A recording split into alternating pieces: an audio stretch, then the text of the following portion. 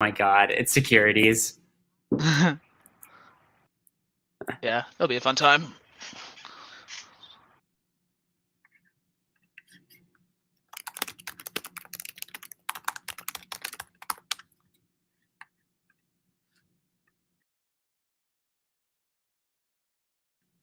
We'll think about it, Ryan. What if it's like the econ KF, econ good KF?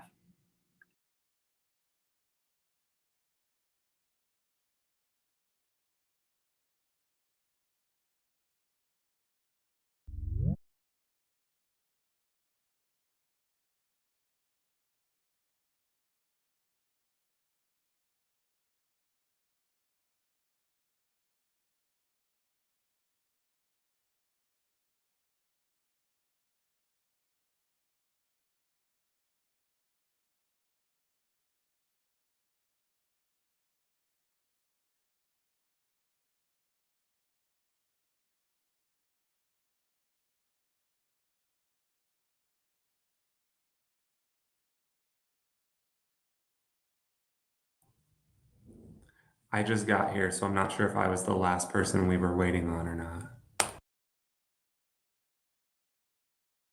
I think We had Max and Amanda are in the bathroom. yeah, Max just got back.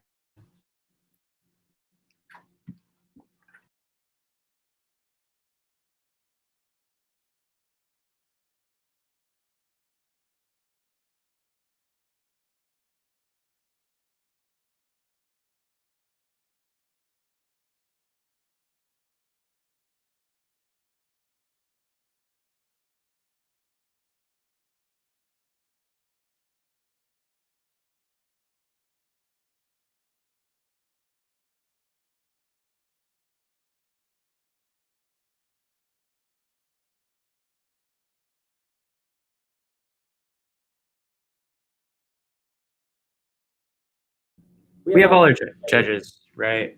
I think I just counted 5.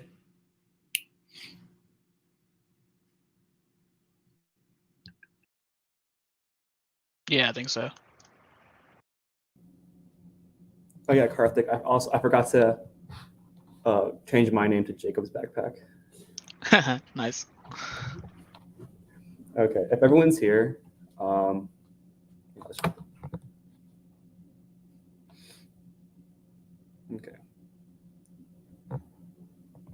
If everyone's here, I guess I can just start.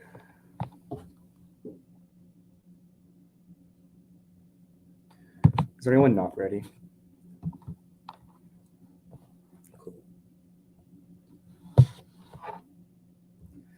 The plan is the resolution the United States federal government should enact H.R. 2570, the Climate Risk Disclosure Act of 2021. This solvency is one of the classes through normal means that enacted means to make a law, which means that goes through the Senate and is signed by the president, who is requires company disclosure for things to the SEC and therefore the public on an annual basis. It directs its direct and indirect greenhouse gas emissions, be the total amount of fossil fuel related assets that it owns or manages, and sees how its valuation would be affected if climate change continues at its current pace, or policymakers successfully restrict greenhouse gas emissions to meet the 1.5 degrees Celsius goal, and D, its risk management strategies related to physical risk and transition risk posed by the climate crisis. Advantage one is uniqueness one. The economy is headed towards a massive collapse in the status quo as the stocks are incredibly overcharged, over-leveraged, and over-speculated in the status quo since the large amounts of funds are being sold away into them. This is particularly true for oil, which is seeing a massive price hike right now. This speculation spills over into other overvalued stocks. Sees this over-leveraging happens because markets are probably risk adjusted compared to the issue with mortgage-backed securities in 2008. They were wildly overvalued. Other assets were undervalued because the risk was obfuscated. These was always leads to a pull-up because as valuations get high, investors get antsy and want to run while they have high returns too. Even if the economy doesn't collapse, there's no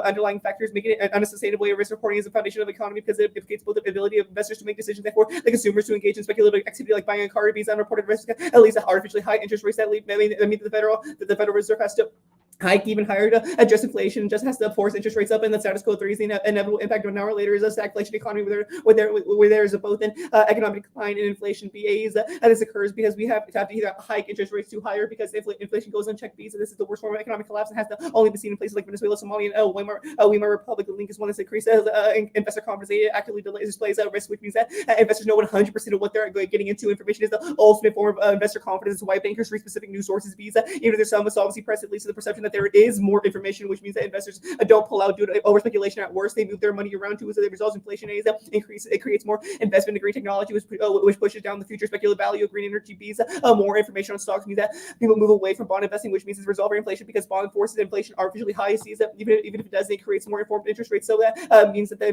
Fed's interest rate can't hike because hike can be less. So there's a less risk of stagflation. Internally, just one investor confidence is key to sustaining the economy. The stock market is I can't sustain the economy if everything else is shit. Looked up how the lowest months of consumer confidence ever ended up okay because of high stock market fees. Because the stock market controls the ability of companies to invest. When crashes lead to layoffs, sees investor confidence controls media perception. So they control consumer confidence too. As inflation is bad for the economy.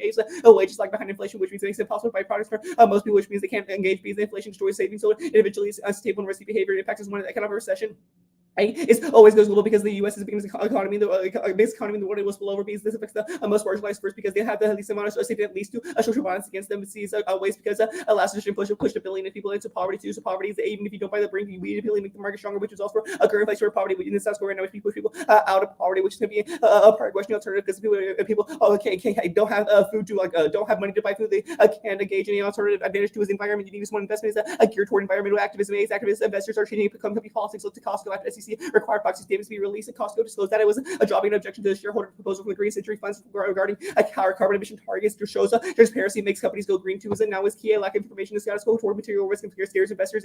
According to a Harvard Law report on corporate governance 2021, investors want to jump in now but are scared because of a lack of information on certain companies. Meaning there's no metric to establish investment for environmental cause based on market volatility. In the early days of COVID-19 led to a significant uptick in the adoption of right-wing plans. There were 80 right-wing plans that were adopted in 2020 by companies listed in the United States compared to historical numbers. Only 22 in 2018 and 2023 and 2019 with a 60% being adopted during March, April, and May. When the market normalized, investors were less spooked. Leads to right-wing plans going down and activist opportunities increasing. Season instead of structure in the status quo means the companies have to hide their harmful environmental practices to acquire investors, being that as quo doesn't solve threes. Climate change is on the bring in. At the current rate, temperatures are expected to rise 3.2 degrees Celsius, 5.8 degrees Fahrenheit by 2100 by the UN environmental project report. Because the United Nations say the adaptations needed to survive in a world above 1.5 degrees Celsius would harm biodiversity and economy. UN reports delaying further action would force global powers to remove CO2 with bad technology. So time frame flows affirmative these even if it's not on the brink. Climate change is limiting impact climate disasters and the scope proof mitigation of climate disasters uniquely beneficial towards social violence related to infrastructure. Look to the Texas winter freeze. The link is one plan increases transparency towards investment in ETFs. It means that green ETFs and activist investors can actually figure out which companies they should invest in. This is key because right now there is no complete knowledge to as a plan suffices more great behavior by companies. Companies know they're being judged on this car, so they have massive incentive to make better environmental decisions. This will be directly reflected in their stock price. Fees. 2008 proves when companies report disclosure, leveraging and risking mortgage-backed securities, they decrease their investment internally. This is one is that activist investors are key to green technology and better ecological practices. Increase transparency. Means companies have to change towards better ecological practices to acquire investors. Visa investor funds are pushed with the climate risks in mind. BlackRock says it's a proxy voting guidelines that will continue to press companies to demonstrate stronger commitment to mitigating climate risk and to embrace a diverse board membership too. As companies, U.S. companies specifically lead to a lot of climate change. They say U.S. companies are the main anthropogenic cause of climate change. The G20 climate accords to show that it was a U.S.-based companies that led towards a 60% of company emissions, greenhouse gas emissions. And impacts is one is climate change is going to terminally lead to extinction because it kills biodiversity, such as phytoplankton that produce 60% of the oxygen in the air, which means it leads to no one be able to breathe. Two is also climate change. It's leads to structural violence such as bad infrastructure and climate disasters, which means also probably questioning because people don't have any housing or any form of material conditions. They can't move classes.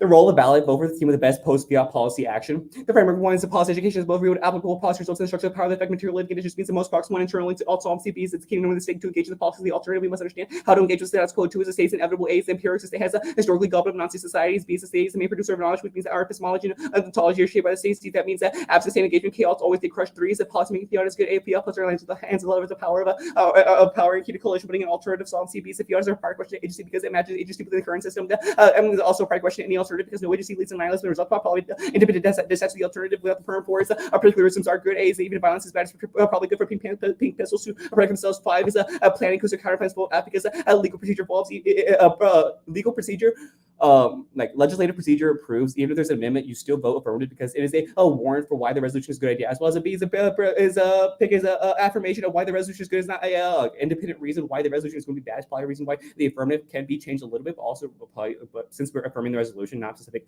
methodology of the resolution, means we are able to like resolve that for this. All right. Cool. 2 minutes to flex. I'll start now.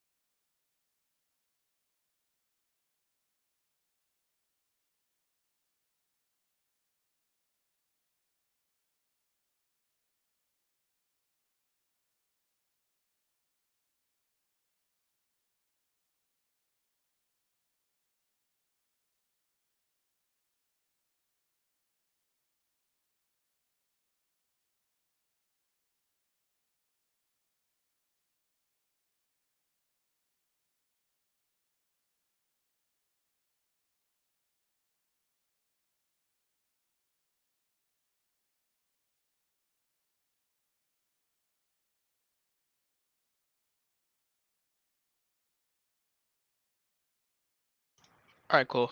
Order's gonna be 2, potentially 3 off. I'll just let you know if I'm cutting the 3rd off. And then on the AF, there will be Discord.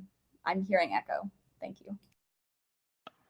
And then on the AF, under view, then advantages in order. There'll be like a mini case dump. I'll signpost where on the app it matters, but you can also just put on a separate sheet if you want. Up to you. All right, cool. Is anyone not ready? Cool. First off, Unique has won the Bill Like Better Act is going to pass the size quote borders such as Joe Bencher holding it on the brink any small degrees of political capital for Democrats puts on the brink 8 points according to USA Today. While the bill appears bipartisan, most hard conservatives are opposed to increasing federal spending, putting borders on for both parties on the spot for deciding if the bill passes. The B point of the bill has multiple provisions, including but not limited to climate provisions that have clean energy tax incentives and subsidies for development and agricultural regulations. 2 is the Dems are expected to win, but barely hold on to control in the midterms, but it's close. The 8 point is incumbents and retirement fees races close. Going to CNBC, Dems are barely expected to hold on to their control of both the House and Senate by 2 seats and 1 seat respectively, maintaining momentum by passing bipartisan policy. The current Dem sweep is key to retaining moderate support. B point is out of 6 special elections 2021. Dems overperformed in 3 while Republicans overperformed only 2 and by smaller margins. Jay prefer this evidence because that's from 538 and they say special elections are particularly good at predicting midterm outcomes. This is the most recent possible data and accounts for voter turnout. Links 1 is the app is seen as extremely liberal and passes off boundaries Republicans in Congress. 8 this is not seen as a move for the federal government to enact carbon policy, but specifically targeting companies with additional regulations. They fear the next moves are carbon taxes, emission caps, etc. The B point is mentioned specifically Philippines and the coal lobby and has historically used politics to protect his family's coal company. According to Politico, he has personally made billions from coal companies that always takes a stance against climate change policies. 2 mansion takes out his anger by taking Build Back Better. They puts open to the bill right now specifically because he knows he has leverage in negotiations, but he can get the climate change and renewable energy provisions toned down a bit the viewpoint. But the AF shows him this is no longer possible as Congress and Biden are pricing climate change policy regardless of his input and taking harsher steps already. There's no point for him to support Build Back Better and negotiate. The damage has already been done. The fees without Build Back Better, Democrats lose midterms. The 8 points for bills, the info bills not passing, puts public pressure on Biden. Risk people are expecting wins in the Democratic control Congress executive branch. So the negative perception of solving the info bill independently takes Democratic perception going into midterms. 4 is independently the AF kills Dem chances in midterms by galvanizing conservative voters and flipping waters. The 8 point is what is the conservative galvanized by climate change policy policies because they view it as a needless posturing that distracts from real world problems. The B-Boys waters are key to this midterm empirically proven in the last lecture, which was cited in key swing states that are primarily suburban waters, but also decide key swing states to the south and said that any polarizing bill demonstrated political gridlock and a temp-controlled Senate takes perception and ensures that the midterm flips to the right. The impacts: one is bill like better solve social balance. The 8 insulin and abundance prevention is one that would set a $35 monthly cap on insulin for Medicare beneficiaries and folks with private insurance. The price of insulin has more than doubled since 2012, and that high cost as for the many diabetic individuals to ration their doses often with fatal consequences because it can cause diabetic side effects. NPR reports that 1 in 4 people with diabetes have done this at some point due to the inaffordability of the drug. The B point is public housing repairs. The bill provides $90 billion to build affordable housing and address backlog of repairs needed at deteriorating public housing buildings. The National Low Income Housing Coalition reports this lead to 1 million additional affordable homes for low income people. Independently, the bill like better expands housing, address housing, quality of life that determines whether people have stable places to raise families, get education, and currently high prices for people to choose between food and shelter, which is humanizing tools, winning midterms, succeeded democratic policies that resolve structural violence. 8 points criminal justice reform. The little eyes that just passed reform. They just released a bill to overhaul the clemency process and have police reform in the Senate just not enough votes. Their policy to nationalize the use of force that is little too high.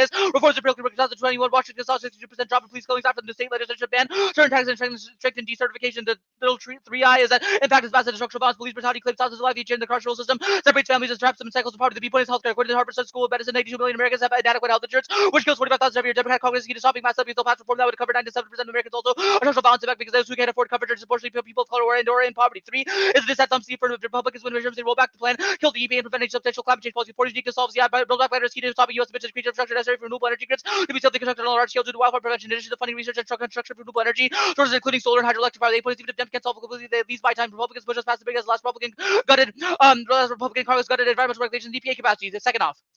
What is unique? One is Africa stable right now. The 8 points resource extraction lower due to the Trump administration shift to fossil fuels and no hydroelectric and nuclear power use. The decrease in demand has halved the price of cobalt from 2017 to 2018 according to the Washington Post. The B point DRC controls the world cobalt supply, largest mine in the world exists near Congo River. They have more cobalt than the next 2 countries combined. The C point is being accused of smaller forms of decrease has decreased unrest. The DRC poverty rates have declined by 2% in the past years. And as the DRC's economy lower, the 2 is resource extraction is low right now. The 8 points renewables and nuclear power are facing a coal nodes not rely on regeneration to create electricity, but rather direct burning links is what the plan increases in construction of nuclear power and renewables. 8 points will massively increase cobalt extraction to scale U.S. projects, and if the average winning spill over means that the amount of generators will proliferate around the world. The B-Boys generators need cobalt because it's the cheapest and safest option according to CNN. The iron alone is cheap and unsafe due to rusting, and safe alloys are too expensive to mass produce. The 2 is lithium. The 8 point is nuclear wind solar energy releases massive amounts of energy. The primary reason they aren't being used now is because there's no way to store the energy except by lithium-ion batteries, which are increasing in popularity. The B-Boys that leads to more lithium mining in historically exploited areas that are rich in lithium, such as Zimbabwe. The impact is imperialism, which leads to violence. The C point is also turns the case. Lithium mining is horribly toxic and kills biodiversity because it releases poisonous materials into the environment. Impacts: 1 is local instability. Increases 8 point is increases authoritarian power of leaders and creates economic incentive for poor worker conditions and localized environmental harms. Increases risk of protest. DRC's company relies on an export of cobalt to sustain the economy, and according to a study by CNN's economic growth, that a strong positive correlation with HR abuses and unrest in the DRC. The B-Boys as unrest grows due to lack of base resources, the risk of a coup rise, which leads to violent collapse and the revolution of the state. Empirically proven in Somalia 2012, conflict escalates. Countries have strategic incentives to fill in power activities, these are proxy wars and nuclear conflict. Recent increases in economic and military aid by Russia and China guarantee some level of infighting. The C point is nuclear. African nations have uranium and collapse causes porous borders, but theft is easy and likely. These nations have access to nuclear materials and terror groups and easily take advantage of porous, similarly leading to a decrease in borders. Still necessary materials cause nuclear war through miscalculations and not stated accurate. And WMDs can be perceived as another nations, but also causes infighting among great powers and negotiations break down. When one arm is launched, bad breaks down because destruction is guaranteed. Strategic incentive of first strike policy that the U.S., Russia, and NOCO will have greatly increases as the amount of arms increases grow. Nuclear causes massive amounts of destruction. The nuclear fallout makes the land uninhabitable. It's causing nuclear winter where radioactive ash blocks out the sun and dries the resources for basic human survival. 2 is biology. Caused by a lot of the warming awards here, but the 8 point is that cobalt mining causes chemical runoff in Congo River. Many miles off used river water for cooling when cobalt processed. This causes huge amounts of pollution. The major fresh waters of B point causes structural balance through polluted water and that affects local populations. But C points bounty collapse also causes extinction because it kills species, key to population ratios and habitat existence, which will collapse ecosystems, key to basic resources, which can cause extinction due to resource depletion. Skip the third off. We're also not going to answer the underview. Go to the advantages. On the solvency arguments, what is that? No solvency companies don't have the information, the key information they need to report according to a conference board of study. More than 300 executives, which from 60% of them do not have agreed upon definitions of sustainability, which affects data collection. The 2 is no solvency house. .gov bill literally states that only applies to public companies. According to a climate links post, companies need to step up to meet the 1.5 degree break. The 3 is that the SPOS that just passed the House. It will pass the Senate too. You have no argument for why now as opposed to 2 months from later. Now is better. 2 months later is better. The 4 is SEC literally released responses to the bill condemning it. This also terminal defense on the econ since the professionals will read this article by the SEC. 8 points are already existing rules that are principles based with tailored information from companies. Item 303 of regulation SK management discussion and analysis of financial conditions requires disclosure of the effects of the environmental regulations. B point is no consistent violation of requirements, but all companies with a materiality qualifier and the others completely change the materiality standard, which means it's impossible to enforce and uphold. The on the econ arguments, 1 is we're going to go for DW. 1 is that collapse is inevitable. Growth of these unstable levels and global economic collapse is inevitable. We have reached peak everything. The 8 point is water scarcity. Quickly, when 2 billion people will be living with extreme water scarcity, and about 2/3 of the world will be facing water shortages by 2025. Unsustainable farming practices, pollution of dry aquifers and rivers to run dry. Scientific that will devastate world crop yield by up to 40%. B point is minerals. We are running out of rare earth metals and other technology minerals. According to a study from the University of Delaware, metals like neodymium, terbium, and iridium, which are essential to the development of electronics and future technologies, not being discovered fast enough to meet demand. The technologies we must transition now to avoid extinction. The delaying the inevitable only exacerbates the crash. Equals rearrange economic class forces shift towards sustainable forms of growth out of sheer necessity. The land of national society around the globe make people aware of the need for change, which induces social relearning. The B point is social is alternative configurations are possible. You see, people lecture Chris Lewis argues that collapse will force transition to a post-growth mindset, prioritizing local knowledge sharing and self-sufficiency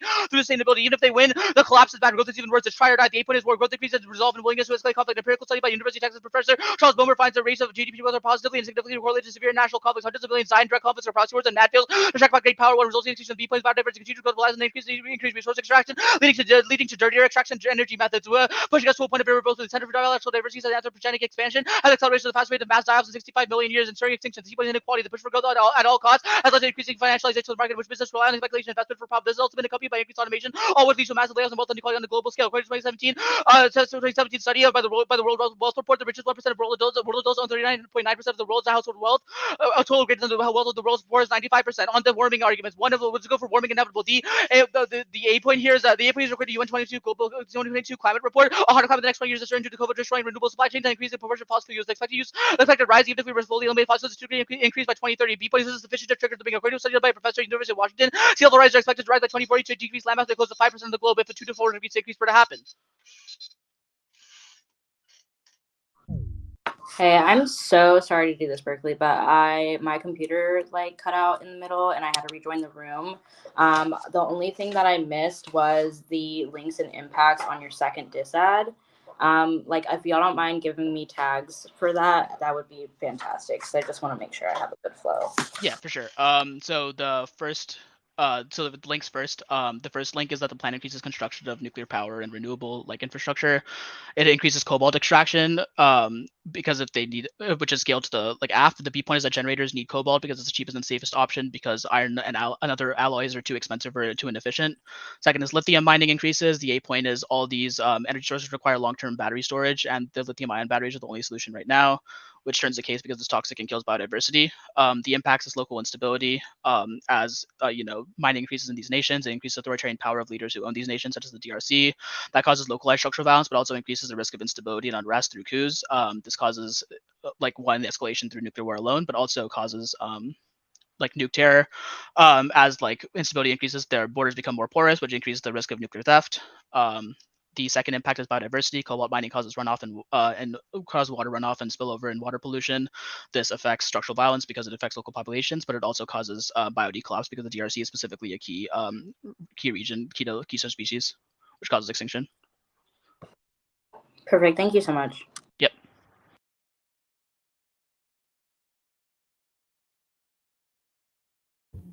Okay, we're starting flex now.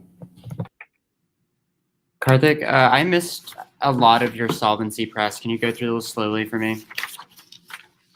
Yeah, for sure. So the first solvency argument is companies don't have the information they need to report. There's a conference board study that said that 60% of the companies that they interviewed do not have agreed upon definitions of sustainability. The second point is that there's no solvency. The House.gov says that the bill only applies to public companies, but private companies are necessary to meet the 1.5 degree brink for warming, that their sustainability standards need to be met. The third argument is that the status quo is able to solve. It passed the House, but it can easily pass the Senate too. There's enough support behind it. There's no argument from the AF about why 2 months from now is better than. Wait, I thought you said, wait, so if Manchin doesn't like this bill enough to tank the Build Back Better, how is it going to pass in the status quo? There are arguments there's external support outside of Manchin for the climate transparency bill, but not for Build Back Better, which is much more controversial and much more publicized, which means that what's the conservatives fourth are more likely point? to. The fourth is that the SEC released a response to this bill condemning it. The A point was that there are already existing rules that are there are already rules that kind of receive tailored information from companies, specifically in the context of environmental regulation. The article we cite is item 303 of regulation SK management's discussion. Item 303 of regulation SK. The B point is that there's also no consistent bright line, that some requirements apply to all companies without a materiality qualifier, and others completely change the materiality standard, which means it's impossible to enforce and uphold. Sounds good.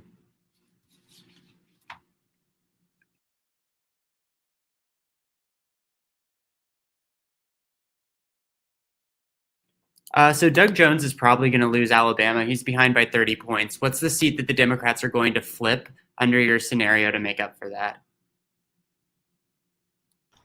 So the seats we have, I think that I've specifically tagged are a Senate seat in Nevada. I forgot the exact representative name. A seat in Pennsylvania is also at risk. There's one seat in, I want to say, Colorado.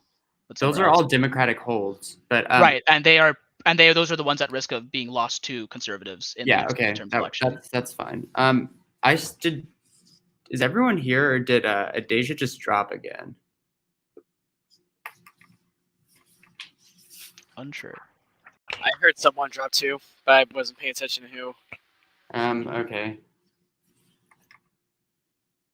How y'all doing? How's life? Not bad. I'm tired. Third day in a row of debating, but otherwise pretty good. Yeah. Amanda, I've gotten like so familiar with that poster over the last 2 years. Like it.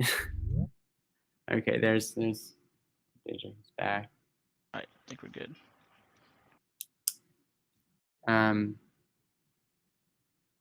Yeah, so if we hear a dropping sound at some point, can someone just holler at me and I'll pause, because honestly, like I'll be making stuff up and I might forget what I say. So we know how MGs are. Okay, the order is going to be the AF top down, and then it's going to be REM's Build Back Better.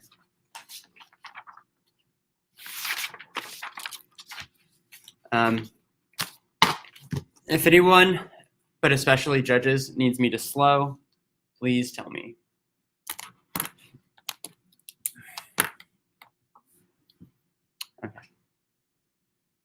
Start on the solvency press. You're going to group the entirety of this. It's all defense. No reason to not just vote for us. They say there's no agreed upon definition of sustainability, but that doesn't matter, because if you check the 4 things that we're going to report, none of them require a stable definition of sustainability, i.e. this is what the bill literally solves. Secondly, they say it's only going to be public companies, but they drop articulation that public companies literally account for 60% of all global emissions. Probably means we don't need mom and pops to solve. The third next articulation they make is that the score is necessarily able to resolve for this. But we say this probably isn't true because people are going to be focused on Ukraine. But second, we also say that it's probably just going to outweigh on time frame. The third articulation is going to be that the score necessarily isn't solving because people aren't talking about the SEC right now because they're talking about other matters. The next articulation is going to be it doesn't solve in the status quo because it necessarily don't worry about that. Next they say terminal defense because there's no bright line, but we say we necessarily provide the bright line, i.e. we provide specific regulations. What's going to be the SEC condemned this just because they don't want more work, but that doesn't necessarily mean that it's going to be a bad thing. We say that this is always going to be better, but even then we can say that even if the SEC can't enforce it, we say that investors will enforce it on companies, i.e. it becomes a norm on companies that is going to be pushed by the market itself with the backing of the SEC. Then they say there's an existing rule, but the problem is the existing rule requires only the disclosure of material things, and emissions literally aren't considered material, and there's forms of non-material risk, which necessarily means that it's not going to be exposed. But look, anyways, this is literally just all defense here. None of this is a reason to vote against the affirmative. It's not operative offense. Move on to their DDev shit. Their only articulation is going to be that is going to be the collapse is inevitable. A few articulations here. First is going to be that agriculture isn't going to collapse because new forms of herbicides and GMOs are necessarily able to resolve. Look how people thought agriculture was going to collapse, but then Norman Greylock started the Green Revolution, which necessarily indicates that technology is going to keep up. The second articulation is going to be that we have a surplus of agriculture, and improvements in transportation are necessarily able to resolve. This is what's happening in sub-Saharan Africa right now, that even as itself is decertifying increased forms of network of transportation, it will solve back. Then they say metals are going, but we say metals are independently going to be solved by synthetic methods, and also they're going to be solved by new mining technologies such as mining in the Pacific Ocean, which is happening right now in the status quo. And things like agro mining probably indicates that you're able to necessarily resolve back for this. But the next articulation is going to be that no collapse is inevitable. We say the technology is always able to resolve. We have literally had people predicting collapse for a long time. This is probably going to be very low probability, no articulation of what's going to happen. Then they say it much transitions out, but the first articulation is going to be that collapse always leads to fascism and infighting. I.e. when there's going to be massive amounts of economic collapse, it literally leads to just things like queer people being hunted by Texans with AK-47s, which probably means it leads to infinite amounts of structural violence against the most marginalized. And the only people who are going to survive in your world are going to be the white, rich, doomsday preppers, which probably means it's not a world where surviving and it's try or die to avoid. Then they necessarily say that there's going to be a need for change in all configurations are possible, but you can cross-apply articulation that the state is going to be inevitable. This means two things. One, if it controls your epistemology and ontology already, which they've conceded, it means you can't conceive of non-state collapses, which necessarily means that it's wait, did someone just drop? No. I heard a drop, but I'm not sure who dropped. Okay, I paused at 2:30. It might have been Ali that left, in which case I think we're still good. Okay, let me count the judges. We're good? Yeah. Okay, we are good. I paused at 2:35, and I was saying something about epistemology and ontology. Yeah. This also means that the state is literally going to crush any kind of your alternative configurations. Even if the state necessarily is going to collapse in some state or form, it's still going to have tanks. It's still probably going to blow you up. It's still probably going to blow you up right now. There's no articulation of how this is necessarily going to move us towards extinction. We say MIAT is probably able to check, because also things like nuclear missile defenses are being created right now. That means Unix sends the articulation that's going to be triodite to stop this collapse. Triodite to stop this collapse right now, because we necessarily say econ collapse literally triggers everything you talk about way quicker, because MAT only checks if there's going to be forms of econ interconnection. This necessarily means you can extend articulation that the only way to stop the collapse is going to be to expose risk. They don't create any kind of link turns here, so it's really simple right now. Investors are going to pull out because they don't know exactly what's happening in the market, but this is always going to be able to expose more forms of risk, i.e. if companies have to actually disclose their risk, it means that investors are going to see an increase in investor confidence, which is going to stop them from pulling out. It's also independently going to stop them from investing in bonds and investing in stocks, because stocks become independently less risky, which is able to resolve for inflation, because when people invest in the bond market, it artificially jacks up inflation. Resolving for investor confidence and inflation, they've conceded is necessarily able to resolve for 100% of the impending collapse, but also the underlying issues that make collapse inevitable in the first place, which means they're answering back for GDEV. You can extend our impact, which is necessarily going to be the recession, which is going to hurt the marginalized first and push a billion people into poverty. We say this is going to be the most probable thing. It's going to be avoided because we've had lots of predictions of like the world being destroyed, fail. We've seen recessions actually happen. The next articulation is that we're resolving for structural violence in the status quo, because there's people who literally cannot afford gas or rent because of inflation, but we are independently able to resolve for inflation, which means we can resolve for 100% probability for structural violence happening right now, which is going to outweigh anything that's necessarily speculative.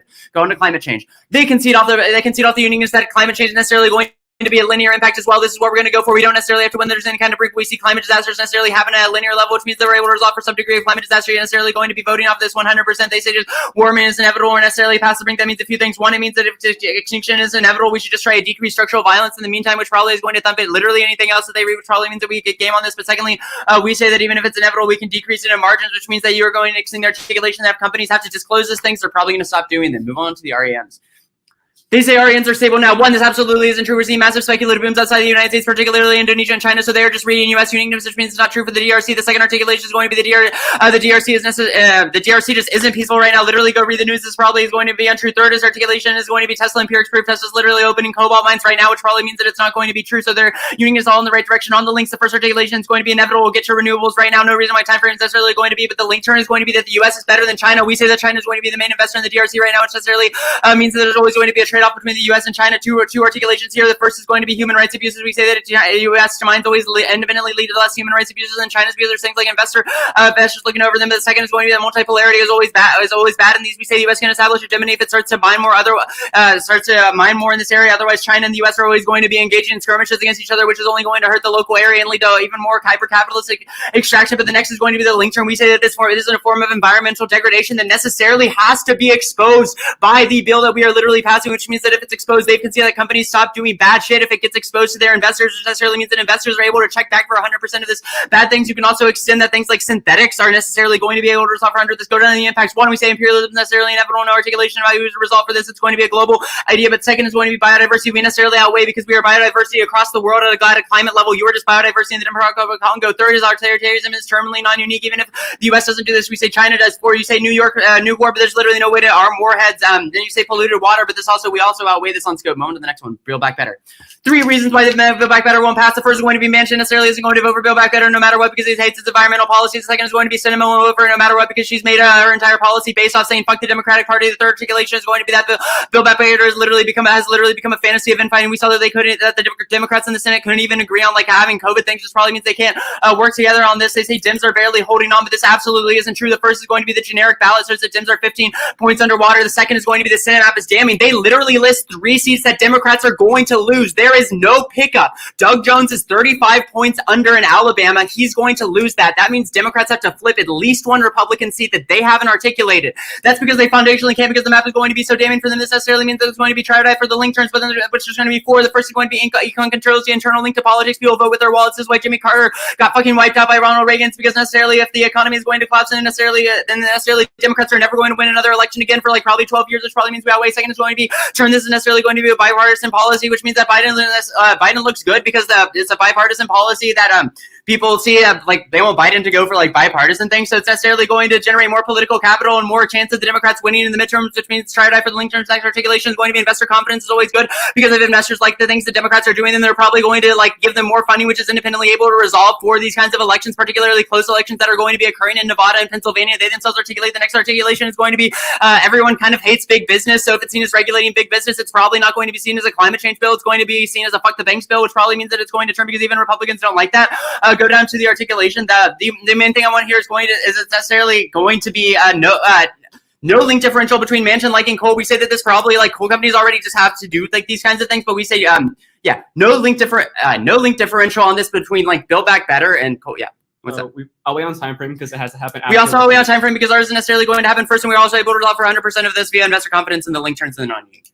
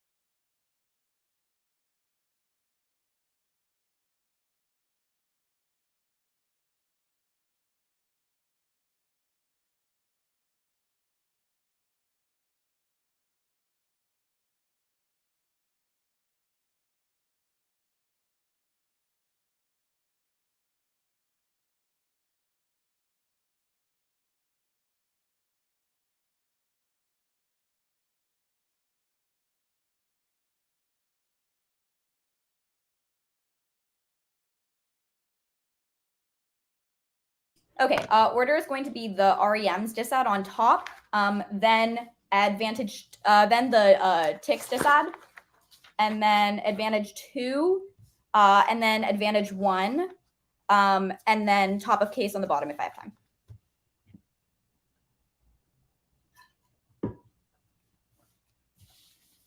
Okay, is anybody not ready or needs the order again? Yes, you can. REMs disad, then the politics disad, then advantage 2 about enviro, advantage 1 about economy, and then top of case on the bottom. That's like the solvency deficits and stuff. Okay. We're going to kick out of the REMs disad. We will concede your uniqueness argument that the DRC is not peaceful right now, and also the Tesla is opening a bunch of cobalt mines as is China, which means that this is non-unique and there's no unique in particular disad. It doesn't matter. Go ticks disad. We're going to do a narrow collapse on here to the Build Back Better plan specifically being good. We don't need for Dems to win midterms. You're right there.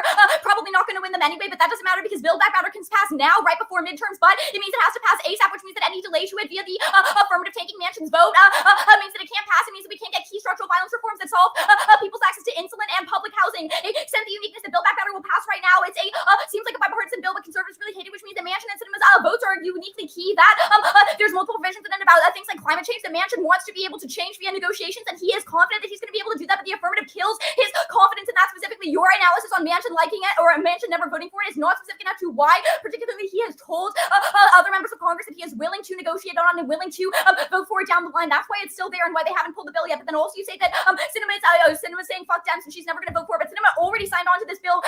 She had issues with the specific minimum wage increase, but they already changed, which means that she's fine on that. The only holdout is Manchin. Look at the recent news, but then also we would say that even if you think that there's a chance that Sinema pulls out, there is a chance that it passes in the status quo and that they're able to put enough pressure on her before midterms. Any chance that the affirmative makes it that much harder to do that kills the one thing that will solve structural violence. You're gonna prefer the impacts on here because they're a high probability and conceded on strength of link. I'll go there. Yeah, I'm gonna kick out of the second uniqueness. It doesn't matter. You're right that their gems are probably not going to win. It just supercharges the link scenario for us. We're going to go for the first link that you piss off moderates and Republicans specifically in Congress. Specifically, this is the Manchin argument that he's in bed with the coal companies and he personally drives a lot of financial money from his own family's coal companies, which means that he doesn't want any additional regulations on climate change. Specifically, the ASA point that you conceded is why he's able to resolve those things that exist in Build Back Better right now via negotiations, and he sees that as a reasonable avenue. But if Biden just goes ahead and passes things without negotiating with him, like the affirmative, it proves that A, he doesn't think his negotiations are going to work anymore, and B, he doesn't think there's any point to them anymore because the climate change policies he's trying to prevent have already happened. You've also considered the internal analysis points here that it's not just about the affirmative, but about the president, the assets. There's going to be a bunch of climate change policy coming out of the Biden administration that just ought to go through Congress without Manchin being able to negotiate about it. So this means that even if you don't think that this is uniquely key, it still sets the precedent. He's scared about future regulations, so he's still pissed at the Democrats and doesn't want to vote with them on the Key Build Back Better pill. Their link turns about why this is a bipartisan policy that helps Biden does not. None of their link turns are specific to why Manchin likes the app, which means that any risk of violence in this just is game over for them. They can only win defense maximum, but you still vote because the impacts are completely conceded on the impacts themselves. Build Back Better solves for structural violence. The exit point under here is that insulin prices are twice as high as they've ever been in the United States, and this is leading to lethal rationing, where people, 1 in 4 people who have diabetes end up rationing their insulin. That causes them to die. We were able to save concrete lives. That outweighs your arguments about economy, because it takes a long time for poverty to result in death, but a lack of insulin will kill somebody immediately. But then also because of public housing, this is the internal link. You read out arguments on the affirmative about why housing is a prior question to like everything else. We have conceded those arguments and say that we're actually key to directly funding public housing. Without Build Back Better, there's no chance for that because it's not on the docket in any other place. Anything else that I need on here? I'm going to move on. Cool. On advantage 2, we're going to go for the on advantage 2, we're going to go for the DDEV scenario. On advantage 1, you've made a critical error by conceding that warming is inevitable and is going to kill us all because we are past the brink. This means that DDEV is true. Collapse is inevitable because climate change, even if you don't buy the other warrants we had for DDEV, climate change definitely kills us all within a few decades, and like trigger, or at the very least, it triggers a full collapse of the economy. Right?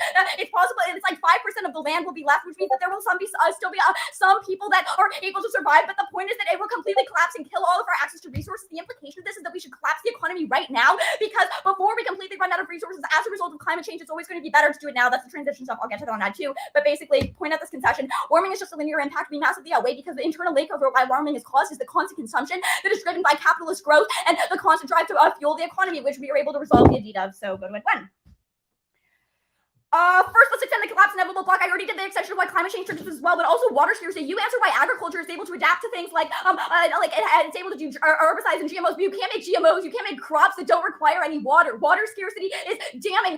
Okay, Jacob's nodding, which I think they're going to read an argument in the PMR that you can't have crops without water, but it doesn't matter because you can't have humans without water, because we need fresh water to be able to drink. Even things like desalination are like way too far in the future for us to be able to mass produce them, and that means a ton of people are going to die from water scarcity. At the very least, it means there's going to be water wars and resource wars over it, because rich countries will absolutely try to get water reserves and lakes and stuff like that from other countries. But then also independently, it doesn't matter because climate change takes our access to basic other resources and even just land itself, which means that definitely causes war. It definitely causes an economic collapse way into the future. The fact that we've had an econ collapse in 2008 and then again now, and we're going to have constant cyclical recessions, this just proves our point. You're trying to stop a symptom of the larger problem, which is that there are constant cycles of economic recessions and collapses as a result of capitalism that we are able to resolve uniquely by triggering a transition. Now, you have conceded that social reorientation is possible in a try or die situation where people recognize the economy has collapsed and this is not working. We need to try something else. Look to how the Bronze Age reorientation in Europe, once they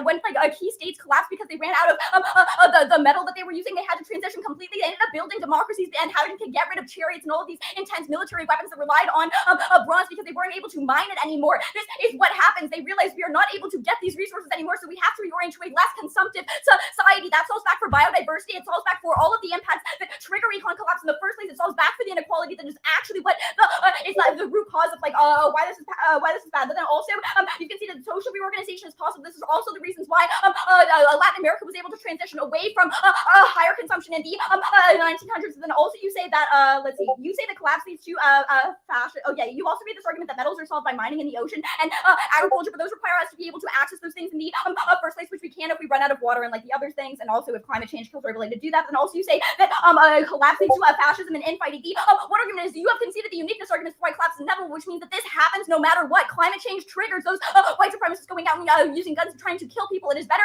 that we do it now before the resources all run out, so that more people can survive the transition, and also so there's a chance at social reorganization. The impacts are inevitable and non-unique. It is just a question of who triggers it first before we run out of resources. Collapse now, always better than later. They haven't contested that particular argument. Don't allow me response to the PMR, but then also you say that the state is going to crush alternative configurations. No, our argument is that the state itself will become the new alternative configuration because it has to. That's empirically what has happened in the past when states have to reorient themselves to new types of resource extraction or new types of social systems because they ran out of resources. It's why when they where they run out of lumber and they aren't able to get use trees anymore, they have to transition to not using wood anymore, to using metal or something like that. This is a new type of transition that causes social relearning. But then also there's just independently, even if you don't buy the transition stuff, it doesn't matter because growth itself is bad and part of the problem. The war argument that everybody's willing to go to conflict, even if you don't think it goes nuclear and that checks back, it doesn't matter. Conventional warfare leads to massive amounts of violence. Look at how Russia is invading Ukraine to try to grab their oil because they're caring about economic consumption, which means that this mindset of constantly trying to protect the economy from oncoming recession is what triggers lash out and violence and mass death, but then also it triggers inequality and the biodiversity loss that you're trying to solve on that too. So we're the internally too being able to resolve for that. And it's also try or die. It also becomes try or die mentality when countries are going to resource wars to try to grab each other's water and stuff like that. So no, Matt does not check back for those wars after we run out of resources. They might check the wars now, which also means that if collapse happens now, it's still better because Matt might check back for those things. On top of case, just extend the argument that there's no agreed upon.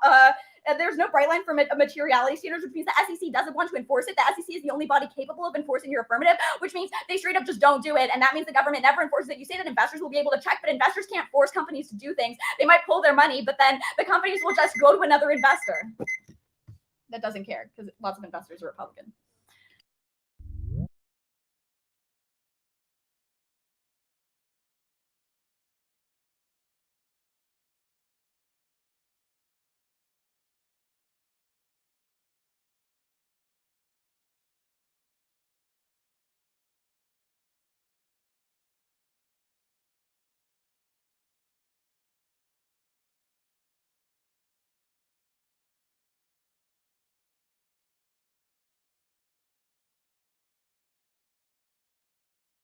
I just realized I was muted that entire time. My bad. Order's gonna be vaguely in order of disad and then the AF. You can flip this on a separate sheet if you want to. Whatever you all do with the LOR. Yeah. All right, cool. Anyone not ready? Overview on the disadvantage. We're not going to go for the midterm trade. We're going to go for Build Back Better specifically. Build Back Better has already kind of settled along partisan lines except for one voter. That is Joe Manchin. He is the only one that matters in the context of disadvantage. Specifically, that Joe Manchin is currently willing to negotiate on the bill and try to tone down climate provisions. But specifically, the link is the link here is that this plan kind of reverses a lot of those climate provisions that Joe Manchin is trying to lower. Specifically, his incentive is that he earns money off of coal companies. He specifically is against kind of warming regulations. The plan takes that any sort of risk that he will be willing to negotiate on Build Back Better, destroys the bill. The impact here, there's a few here, but the first one is go for the top level impact that is able to solve for warming. For warming, all of your arguments about warming is a linear impact definitely also apply to us because we also are able to kind of literally decrease warming, which means that we are able to kind of resolve for this impact. The second argument is also we are able to solve for things like police brutality and other forms of structural violence via not police brutality, but we're able to solve for other forms of structural violence. It's not police brutality. This one's insulin and public housing only. Right, we're able to solve for insulin and public housing via Build Back Better, which means we're able to solve for the wide forms of structural violence in the United States that is able to independently outweigh a lot of your econ arguments on scope. We'll go for that weighing on the affirmative. We're just going to go to the top level weighing on the disad impact. One is that we outweigh on time frame. That is specifically Build Back Better is able to reverse the trends of warming quicker sooner rather than later. Independently, it is also able to resolve things like structural balance in a faster scale because it leads to a bill passing. Those implementations can happen immediately. But all of your warming and econ shares rely on people being able to kind of gain wealth through things like GDP growth, which takes a longer time. Also things like warming, also things like getting better access to resources through via warming people to be resolved. That's also things that are happening right now anyway. So all the warming inevitable means that structural balance is inevitable. We're able to resolve it on a faster time frame. We're also going to go for extinction first, even if probability has a 0.001% chance that extinction prevents the possibility of infinite future lives, which means that even if there's a 0.01% chance that that expected value is still infinity, which means you should prioritize extinction that way. It's also second that extinction is also irreversible, which means that you should prioritize extinction impact on faster time frame because as long as we have a faster extinction impact, we should win this round because it means that we're able to stop because you only die once. We should stop sooner. Sooner risk of extinction rather than later risk of extinction. On the affirmative proper, we've obviously gone for GDEP. We'll highlight a couple key arguments. Their arguments to water scarcity were insufficient. They read things like agriculture and why that is sustainable. But that is not resolved for things like people's necessary access to fresh water directly because of things like we need to drink water to survive. But two is independently, they have not provided an actual warrant or empirical example of anything that could possibly replace water. It probably just kind of assert that technology is able to solve for everything that is wrong with growth mindsets right now. But that is not insufficient because we have specific warrants that are highlighted and also proven by empirical examples of things happening right now that is able to resolve those extinction. The growth mindset causing war, and the war definitely outweighs on time frame. They might go for this argument that Matt is able to check with specific economic relations, but the whole point is that if collapse happens, but if growth happens, and the countries will eventually try or die to try to hold on to the limited amount of resources that are still available, which is that Matt is unable to check back. That means that we independently outweigh on time frame, but also we have when the growth causes a lot of structural balance. This means that your econ preventing structural balance is non-unique because things like poverty will be inevitable even if you're winning the entirety of your affirmative advantage because it is inevitable because it happens under a growth mindset or a post-growth mindset. Also, all of your arguments for why structural violence would because of the transition is also does not matter. Also, your state inevitable arguments also do not interact because our argument here is that collapse is inevitable and it will cause things and absent kind of a transition now to a post-growth mindset. It will cause massive amounts of structural violence and inequality and things that minorities dying, but we cause this reorientation of the state itself. Also, We do not kind of say the disad probability and structural violence outweighs theirs. So if it's probability and structural violence, we still win. Yeah. Also, the disad probability of being able to resolve for structural violence is much better because you kind of rely on things like GDP growth being able to actively be able to resolve things which have been empirically disproven by things like the Reagan era. But the argument specifically here is that the Build Back Better is directly able to do things like put caps on insulin, which is unable to be which has not been contested. Which means that we definitely outweigh a kind of strength of like being able to resolve structural violence impacts. That's that. Warming and NEP doesn't matter. They say things about kind of literally decreasing warming. Build Back Better also does that, which means that also they've conceded that Build Back Better solves the app. They've conceded that uniqueness solves the app, which means as long as we're winning that Build Back Better has a risk of passing the status quo, it's fine because that means that we're able to kind of resolve the affirmative warming impacts at the very least, and the econ impacts are not unique. But so you can only vote on GDEV war or structural balance because of Build Back Better. Vote neg. Okay, starting Flex.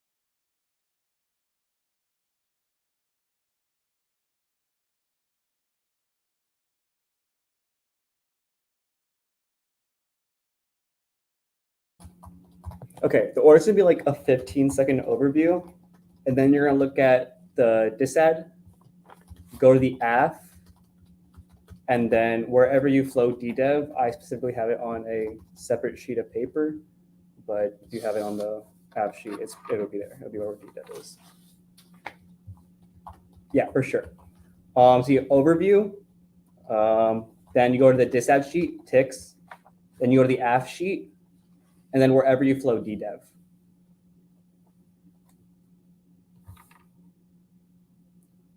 For sure. Just let me know when you're ready.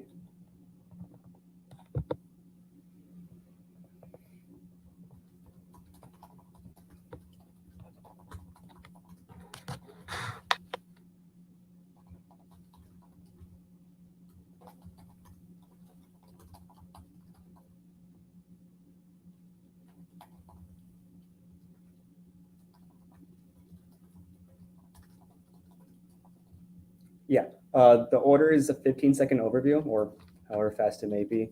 Then you're going to the ticks disad, then you're going to the affirmative proper, and then you go wherever you flowed DDEV. Sounds good. Okay. Is anyone not ready? Cool.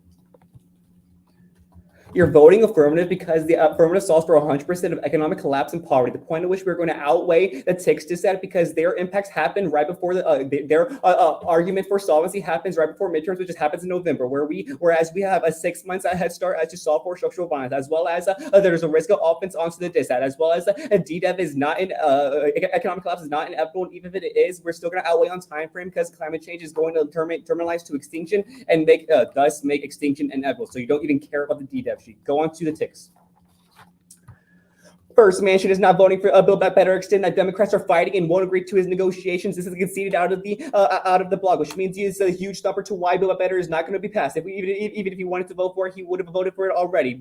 There's no link differential. If he hates the environmentalism of the affirmative, he was also going to hate it from Build Back Better. Two is Cinema also can't. If you want to try to skirt Manchin by saying other people will vote for Cinema, will also. She changed her tune in her whole brain and sticking to the Dems. This means that the Build Back Better can't do anything. Their evidence is too old to solve soft war or anything. 3 is that even then extend that Democrats writ large are fighting over things as simple as COVID and money means they can't do Build Back Better even if people start started to get in line. Overall, Texas is really damn unpredictable and there's no such offense onto the sheet. Even if you do buy, there's like some risk that Build Back Better is uniquely good. We say that extend their articulation that they give that the Republicans will just roll back it, which means that midterms are uniquely good for solvency, which means our link turns do function. Investor money and bipartisanship are key issues for winning the midterms, as well as uniquely good for a Manchin and for overall political capitalism. Manchin is a investor within Congress, which means they probably want regulatory transparency to increase their investments. Means the only way that BBB can pass is that if the Dems get that shit together, which only happens in the world of the affirmative. Even then, our econ link turn. If there's a total collapse now, Republicans take control of the U.S. for the next 12 decades and make things next 12 years. Sorry, and make everything worse. They'll probably roll back insulin fight to not DDEV trash the environment. This means it's try or die to prevent this takeover, massive structural violence, the rollout. We usually do have independent offense onto this side, which means we have some solvency for insulin healthcare. Even then, we are outweighed on time frame because they can only solve in November because they say it's skirted right before the midterms, which right before November. It takes time to implement government. And takes time to implement government stuff. However, we get a head start. Onto the affirmative. They have conceded that we solve advantage 1 and advantage 2, which link to violence that happening in the status quo. We stop inflation right now due to resolving for bond investment. That happens right now as opposed to slow implementation of the Build Back Better policy. Markets move faster than government, and as well as we stop climate disasters, which leads to structural violence. Even if climate change, terminalization to extinction is going to be inevitable, we say the linear impact analysis coming out of the MG is going to be a reason why you vote for us because it is the most probable because it's happening in the status quo and it's outweighs on time because it's also happening because we see an immediate decrease in climate disasters. As well as their only defense is that SEC can't enforce it. We say investors enforce it. That's literally our link scenario as to why money talks. Even if they say that it just moves to other investors, however, we say they can see that our uniqueness analysis that activist investors are the core makeup investors in the status quo, which means it is key to appease the activist investors. Even then, go to DDEV. DDEV makes no sense. There's going to be a double bind. Either climate change is inevitable. It means that extinction for everyone is inevitable. So it means there's going to be no trigger for DDEV because people are just dying from climate change. So that means that your transition doesn't matter because there's going to be no one alive to a transition because we all die or climate change isn't inevitable, which means we have try or die for green technology. So it means you give us entire weight on because you give us a entire weight on advantage to it because if it's a trigger to DDEV, we have to solve for climate change. And they can see the articulation that we do solve for it. 2 is extend that technology solves. Desalinization exists for water. GMOs need less water. Metals can be synthesized. People thought the world would collapse, but technology has always been able to resolve, which is empirical in history. View that their claims with heavy skepticism. 3 is that even then there's no solvency. There's no reason why the state will reorient it around scarcity politics. They give the articulation that they will reorient itself because they've seen that their resource go away. Resources go away. However, this is the uniqueness thumper that the state isn't doing this right now. Is we are literally living in a scarcity politics. So if the state isn't reorienting their mindset towards capitalism and economics right now, they won't do even after the economy collapse. Which means the state won't change its mind. Their example of Latin America makes no sense. It was literally subsumed in a capitalist state organization. It's try to die for the current system. Even then, we are weighing our economic collapses uniquely. Is uniquely worse for poverty, which is going to outweigh on privilege in time frame. We've given empirics why poverty is uniquely the worst form of impact today's round, as well as it's going to have the internal link to any form of other structural violence, because it doesn't matter if there are good government benefits if people can't have access to them because they don't have any money, which means we are the internal link to structural violence from the dissent, as well as to any extinction scenarios because they are not probable. So F. Good round. Good round. Good round. Great round, y'all.